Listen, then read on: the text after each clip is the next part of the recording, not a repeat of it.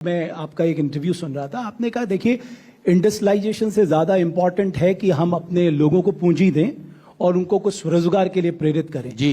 But at the same time जितने भी develop, अगर आप देखेंगे कि स्टेट्स की भी बात कर लें, इंडस्ट्रियलाइजेशन तो जरूरी है क्योंकि आपके पास प्राइवेट इन्वेस्टमेंट तभी आएगा, तभी आपकी ग्रोथ है बढ़ेगी। आप तो पूरा अध्ययन करके आए हैं।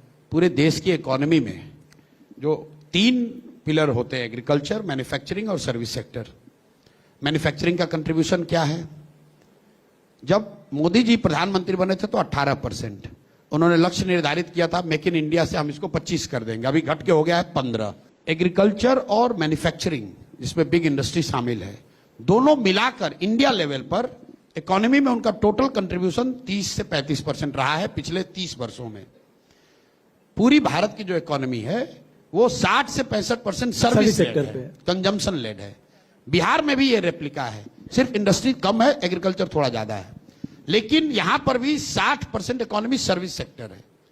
तो हम लोग क्या कह रहे हैं कि जॉब वहां पर है, जॉब एग्रीकल्चर में नहीं क्रिएट हो सकता है, जॉब सिर्फ फैक्ट्री लगाने से नहीं होगा। मैं ये नहीं कह रहा हूं कि इंडस्ट्री नहीं लगनी चाहिए, मेरी प्राथमिकता सबसे पहले क्या है, हर घर में रोजगार होना चाहिए। बड़ी इंडस्ट्री आए या छोटी इंडस्ट्री आए, आप मेरे साथ नॉर्वे चलो, फिनलैंड चलिए, स्वीडन चलिए, न्यूजीलैंड चलिए, दुनिया के 20 ऐसे देश आपको बता सकते हैं जहां कोई एक बड़ी इंडस्ट्री नहीं है, लेकिन हर घर में रोजगार है। पर कैपिटा बेसिस उनका इनकम $50,000 $60,000 है। उसके लिए आपको फैक्ट्री लगाने की जरूरत नहीं है।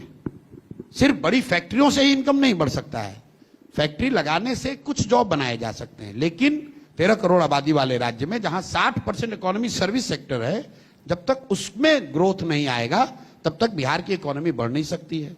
जब तक बिहार की इकोनॉमी नहीं बढ़ेगी तब तक जॉब आएगा नहीं, कंजम्पशन बढ़ेगा नहीं। तो व्हाट वी आर सेइंग कि बिहार में हम लोग व्हाइट कॉलर जॉब चाहते हैं। मैं ब्लू कॉलर जॉब के फेवर में नहीं हूं। अच्छा, मैं ये नहीं चाहता हूं कि जो बिहार का लड़का तमिलनाडु के फैक्ट्री में काम कर रहा है वो आकर बिहार में फैक्ट्रियों में काम करने लगे। मैं ये चाहता हूं कि वहां पर जो सड़क बनाने में काम कर रहा है, जो खेतों में काम कर रहा है, वो यहां आए, ट्रेनिंग ले, यहां वो काम करे जिसको व्हाइट कॉलर जॉब आप कहते हैं। क्योंकि सारा जॉब का ग्रोथ जो है आज और आने वाले समय में वो व्हाइट कॉलर जॉब का है।